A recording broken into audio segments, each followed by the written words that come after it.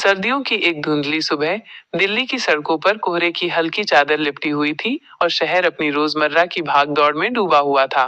इसी भीड़ में एक अनजान चेहरा था, आरव। देहरादून का एक सीधा साधा लड़का जो दिल्ली में नौकरी की तलाश में आया था। आज उसकी आंखों में एक नई उम्मीद थी। एक सॉफ्टवेयर कंपनी में इंटरव्यू का बुलावा आया था, लेकिन उस उत्साह के पीछे उसके दिल में एक अधूरी कहानी की टीस भी दबी हुई थी। राजीव चौक मेट्रो स्टेशन के प्लेटफॉर्म नंबर 3 पर खड़े आरव की नजरें अचानक थम गईं। सामने गुलाबी दुपट्टे में लिपटी, हाथ में एक किताब थामे एक लड़की खड़ी थी, सिया। उसकी आंखों में एक गहरा समंदर था, जैसे अनगिनत राज और दर्द उसमें छिपे हों। आरव पल भर के लिए सब कुछ भूल गया। दुनिया की आवाजें थम गईं और उसकी अपनी धड़कनें भी जैसे रुक सी गईं। ये उनकी पहली मुलाकात थी, लेकिन आरव के दिल के किसी कोने में एक अजीब सी अनुभूति हुई, जैसे वो सदियों से इसी लम्हे का इंतजार कर रहा हो। संयोग से आरव और सिया दोनों एक ही मेट्रो में सवार हुए और आमने सामने की सीटों पर बैठे। आरव की नजरें बार बार सिया की ओर उठती और फिर वो झट से शर्माकर अपनी निगाहें फेर लेता। सिया कभी खिड़की से बाहर झांकती तो कभी अपनी किताब के पन्नों में खो जाती। शायद दिलों की अनकही भाषा शब्दों की मोहताज नहीं होती। एक स्टेशन पर अचानक लगे जोरदार झटके से सिया का बैग नीचे गिर गया। आरव तुरंत उठा और बैग उठाकर उसकी ओर बढ़ाया। आपका बैग, उसने कहा। धन्यवाद, सिया ने एक हल्की मुस्कान के साथ जवाब दिया। बस इतनी सी बात थी, लेकिन उस मुस्कान ने आरव के दिल में एक स्थायी जगह बना ली। कुछ दिनों बाद आरव ने उसी लड़की सिया को एक किताबों की दुकान पर देखा। किस्मत ने उन्हें एक और मौका दिया था। आप वही है ना मेट्रो में? आरव ने थोड़ा हिचकिचाते हुए पूछा। सिया ने मुस्कुराकर हामी भरी। यहीं से उनकी बातों का सिलसिला शुरू हुआ। किताबों से शुरू हुई बातें चाय तक पहुंची और चाय से होते हुए दिलों तक। आरव और सिया धीरे धीरे करीब आने लगे। सिया अक्सर हंसती मुस्कुराती रहती थी, लेकिन उसकी मुस्कान के पीछे एक खालीपन था, जिसे आरव महसूस कर सकता था, पर उसने कभी जानबूझकर उस बारे में नहीं पूछा।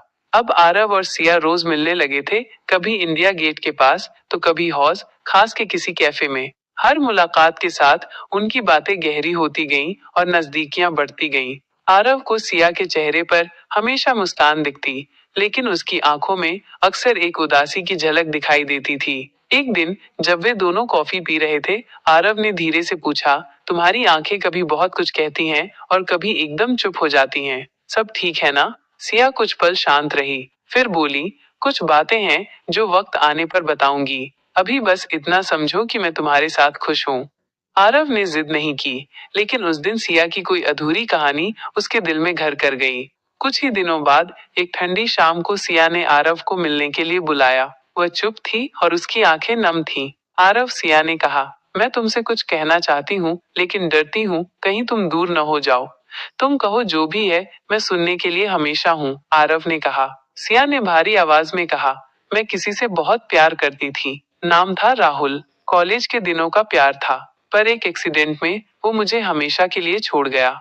आरव का दिल जैसे थम गया। मैं तुमसे मिलकर फिर से जीने लगी हूँ, सिया ने कहा, लेकिन उस पुराने जख्म का निशान आज भी मेरे साथ है। आरव ने सिया का हाथ थाम लिया। मैं यहाँ हूँ, तुम्हारे साथ, चाहे अतीत कितना भी दर्दनाक क्यों न हो। सिया और आरव का रिश्ता अब भावनाओं की गहराई तक उतर चुका था।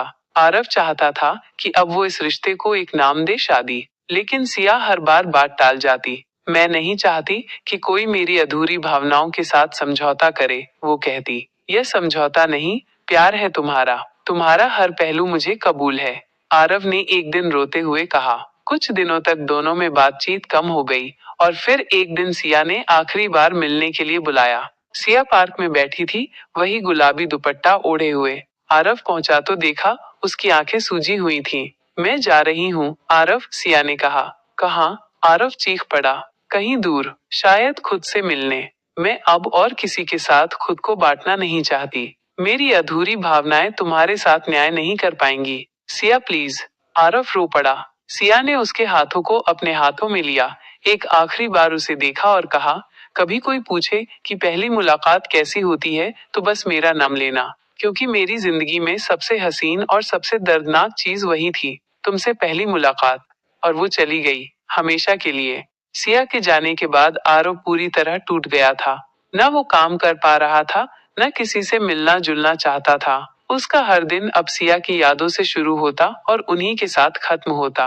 कमरे की दीवारों पर सिया की तस्वीरें टंगी थीं। उसकी किताबों के बीच सिया की लिखी एक चिट्ठी छुपी थी। जब भी अकेलापन बढ़ता, वो वही चिट्ठी पढ़ता। आरव, अगर कभी तुम्हें लगे कि मैं तुम्हारे साथ नहीं हूँ, तो अपनी आंखें बंद करना। मेरी मौजूदगी तुम्हारे दिल की धड़कनों में है। तुम्हारा हाथ कभी खाली नहीं रहेगा, क्योंकि मेरी दुआएं हमेशा उसे थामे रहेंगी। उसके हर लम्हे में सिया की मुस्कान थी, लेकिन अब वो मुस्कान भी चुभने लगी थी। आरव अब अकेलेपन का लेखक बन गया था। वो अपनी भावनाओं को डायरी में लिखने लगा। हर दिन एक नई कविता, एक नई चिट्ठी, जिसे वो सिया के नाम लिखता पर कभी भेज नहीं सकता था। तुमसे पहली मुलाकात ने मुझे जीना सिखाया, पर तुम्हारे बिना जीना भी उसी ने सिखा दिया। हर सुबह जब सूरज उगता है, मैं सोचता हूँ क्या तुम भी मेरे लिए आंखें खोलती हो। उसके लेख इंटरनेट पर वायरल होने लगे। लोग उसकी कहानियों को पढ़ते और रोते, लेकिन किसी को ये नहीं पता था कि लेखक का अपना दिल भी रोज मरता है। सालों बीत गए। आरव अब एक प्रसिद्ध लेखक था। उसकी किताबों के किरदारों में सिया बसती थी। हर उपन्यास में एक सिया जरूर होती। लोग कहते ये किरदार बहुत सजीव लगते हैं। कोई नहीं जानता था वो किरदार आरव की हकीकत थे। एक दिन एक पत्रकार ने पूछा, सर, क्या आप कभी प्यार में पड़े थे? आरव मुस्कुराया। उसकी आंखें भर आईं। हाँ, एक बार, पहली मुलाकात में ही। क्या वो आज आपके साथ हैं? आरव ने खिड़की से बाहर आसमान की तरफ देखा और धीरे से कहा, हाँ, मेरे पास नहीं, पर मेरे हर अल्फाज में, हर सांस में आज भी वो साथ है।